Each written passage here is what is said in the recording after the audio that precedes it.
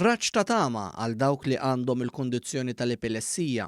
Permezz ta' finanzjament ta' 195,000 euro mill-programm Fusion tal-Kunsill Malti għax-Xjenza u t-Teknoloġija, xjentisti fl-Università ta' Malta qed jaħdmu fuq Bookkind, proġett ta' riċerka bil-għan li jipprovdi trattament aktar effettiv għall-epilessija u għal ta' kundizzjonijiet neuroloġiċi oħra.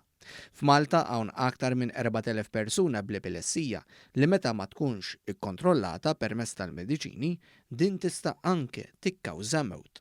Il-professur Godfrey Grech li qed jikkordina proġett ta' trattament farmakologu flimkien mal-professur Mauro Pessija spjega l-istudju wara dan il-proġett biex jintarvu id-disturbi neuroloġiċi. Nidentifikaw stimuli tal-elettriku mill-moħħ biex jikkomunikaw mal-ġisem, ġifieri, u nħarsu lej differenzi bejn dawk li jkunu epileptic seizures jew le, nikkreaw modelli ta' ċelluli u modelli in vivo użwel, u nistudjaw id-differenzi ta' molekoli li hemm fil-moħħ li actually jikkaġunaw daw is-seizures. Il-professur Grech saħaq li aktar minn 30% tal-pazjenti huma reżistenti għal trattamenti farmakoloġiċi eżistenti.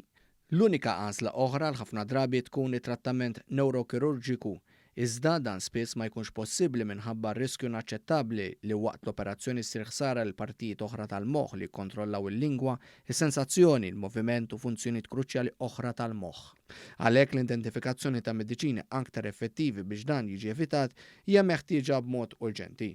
U għalhekk li l-kumpanija Maltija prestiġjuża tal-bioteknoloġija Homogene Medical Technology daħlet għal dan il-proġett li jikkontrolla id-disturbi neuroloġiċi. Hija fejn il-partner industrijali qed jidħol fejn qed juża teknoloġiji sensittivi ħafna biex ikun jista' jaqraw dawn il-molekoli li jagħmlu dawn differenza fil-epileptic seizures, però mhux fil-moħħ imma naqrawhom fid-demm. Fi żjara li l-Ministru għar-Riċerka u l-Innovazzjoni Wim Bonnici għamel fil-laboratorji biomediċi fejn qed isir ix-xogħol ta' riċerka fuq il-proġett, huwa faħħar l-isforzi tat-tim formidabbli ta' riċerkaturi.